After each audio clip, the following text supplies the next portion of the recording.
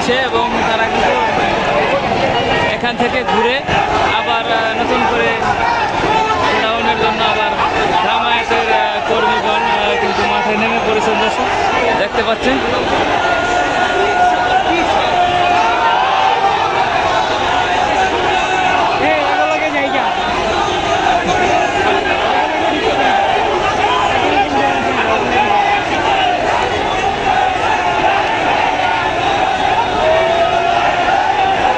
দেখতে পাচ্ছেন বিশাল জামায়াতের এক শোডাউন চলছে। দর্শক এই মুহূর্তে দর্শক সরাসরি লাইভে যুক্ত হলাম। দর্শক ইয়া থাকে সুপ্রিম কোর্টের সম্মুখে, যেখান থেকে আমরা আপনাদেরকে লাইভটি দেখাচ্ছি। দর্শক